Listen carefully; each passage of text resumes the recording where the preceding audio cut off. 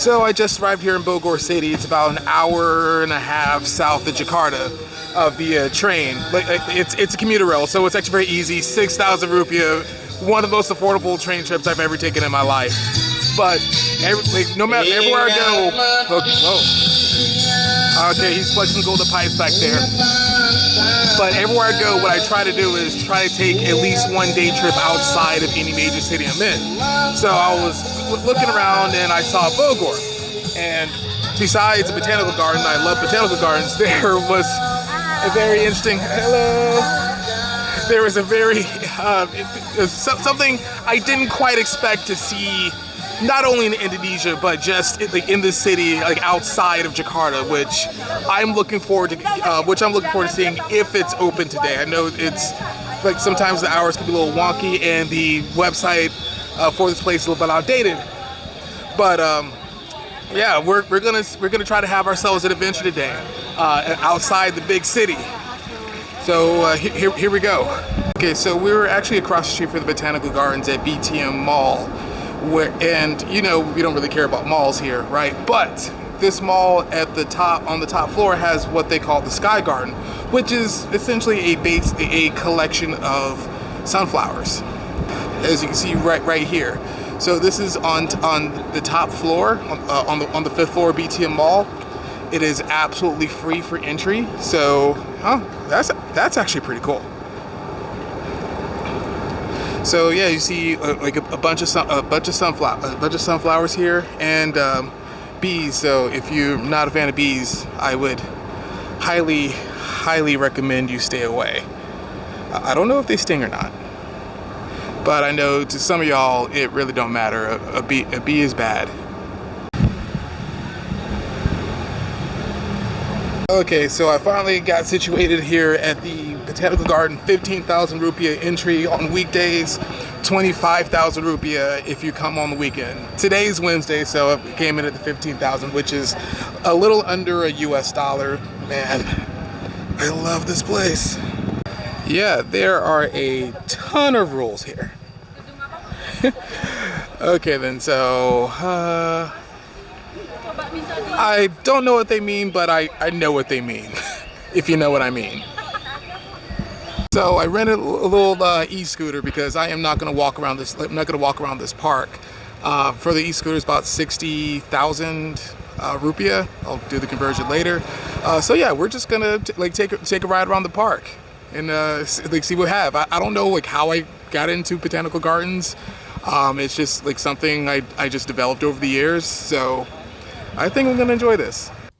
The Bogor Botanical Garden covers an area of 210 acres and contains about 14,000 different kinds of plants and trees. Bogor is located in a region where it rains almost daily even during dry season.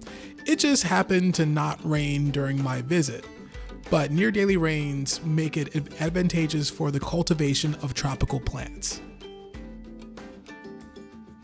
It was founded in 1817 by the order of the government of the Dutch East Indies. Since its foundation, the Bogor Botanical Garden has served as a major research center for agriculture and horticulture and is the oldest botanical garden in Southeast Asia. For me, one of my favorite parts was the Tasman Garden. It's a small garden with a French rose garden layout that was built in 1884 with the name of the garden as a memoir to Johannes Elias Tasman for his contribution to the garden's development. At the center of the garden lies the Tasman Monument, erected from using granite from Berlin. And of course, it's an obelisk.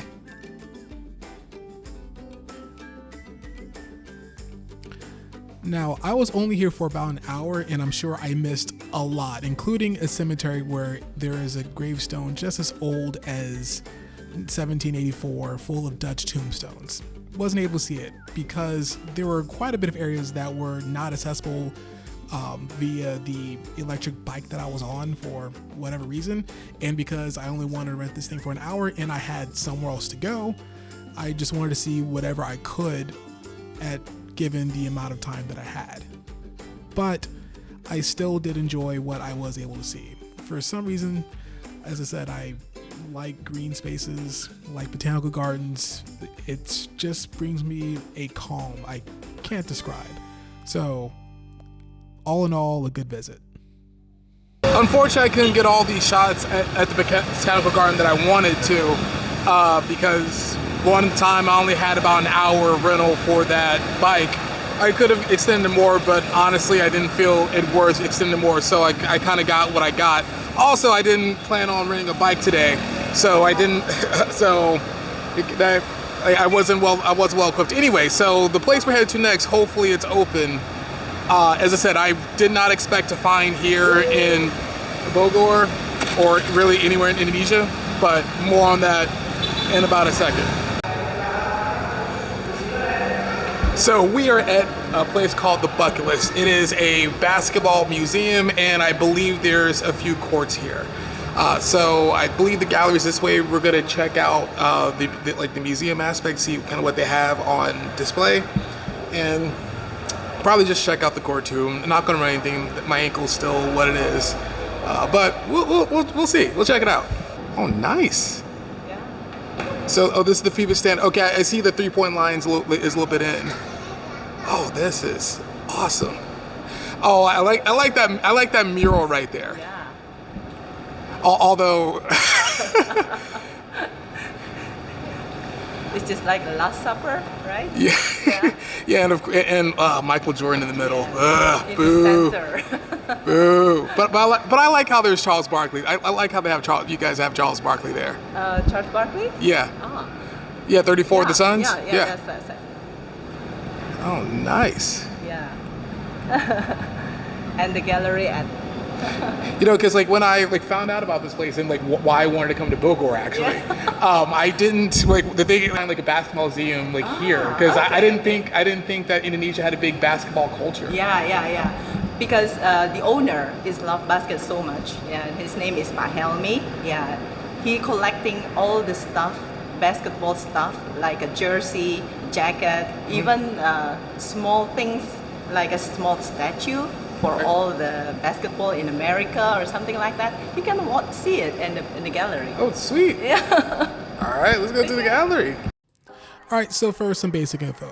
To visit the gallery, you need to go upstairs, to which the entrance is 60,000 rupiah. Once you walk in is what they call the national area, featuring jerseys and memorabilia, featuring players from the Indonesian national team. In the same national area, there is another subsection which features items and memorabilia from the Indonesian club teams as well. There's even a display where they feature Marquise Bolden, who is an American-Indonesian player who has played in the NBA for Cleveland, Milwaukee, and Charlotte. Once you walk through the national area, you get into the international area, featuring jerseys and other memorabilia from mainly the NBA. All of the jerseys are original, authentic. There are more than just jerseys in the space. There are figurines as well as a replica trophy.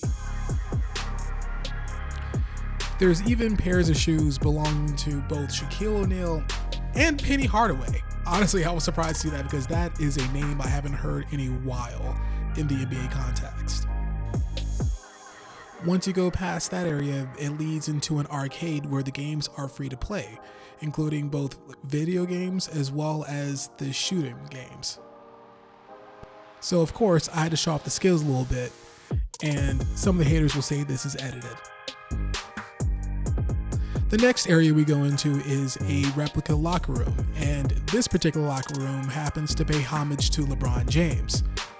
Oh, okay, relax, Jordan fanboys. They got something for you just a little bit later on. And here it is, the Michael Jordan area. Starting off with a specialized one-on-one court, then a gallery featuring several pieces of memorabilia, including jerseys, shoes, and they even have some items from his minor league baseball days. There's even a Jordan shoe display. You press the button, the corresponding shoe will light up on the board, and they will show a highlight film of him playing in those shoes.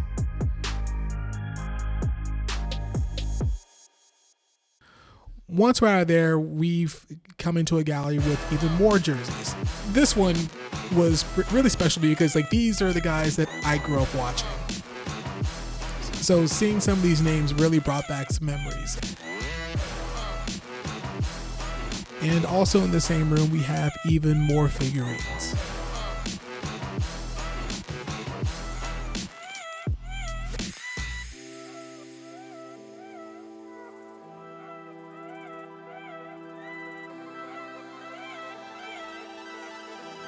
And to wrap up our visit, we have some artwork.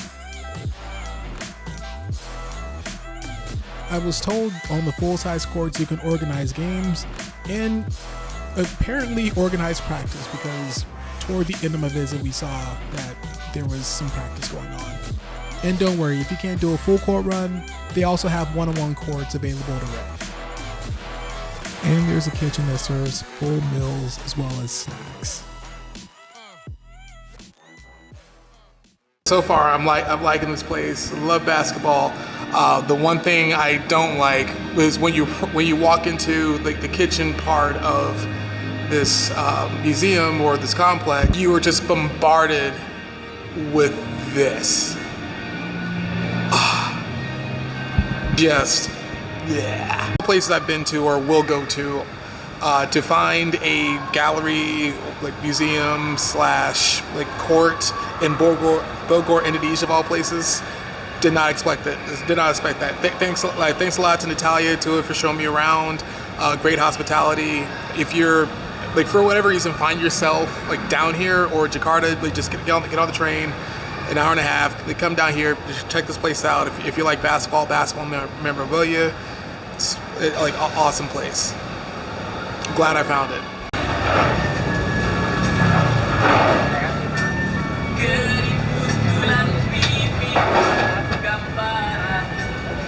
So we're actually back close to where we started. Like to my right is the Bogor train station, and the area I'm walking through right now is just a little another side market. You see, there's just a lot of vendors, like a lot of food.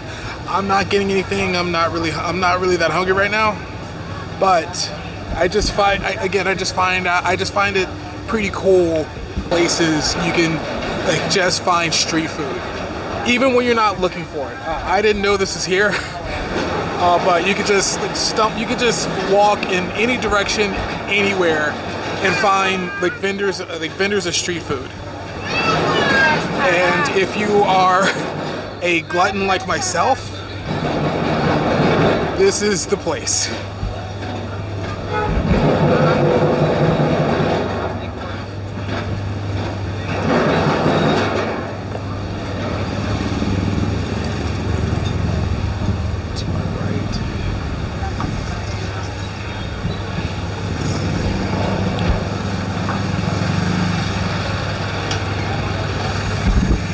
So yeah, if you ever do make the trip down here to Bogor, and you like leave your Airbnb, your hotel early in the morning to catch that commuter train, and you skip breakfast,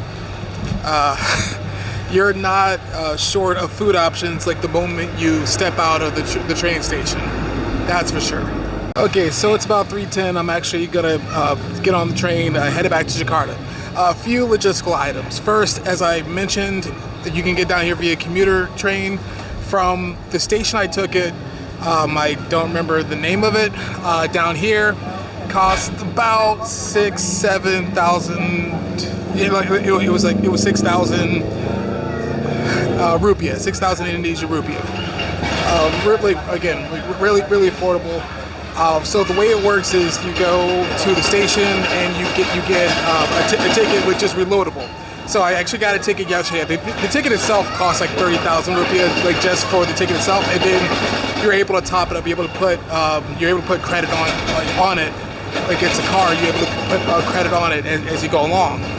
So like this morning, I just put 10,000 just as credit on it, which I figured was enough to get me there, to get me here and back to Jakarta.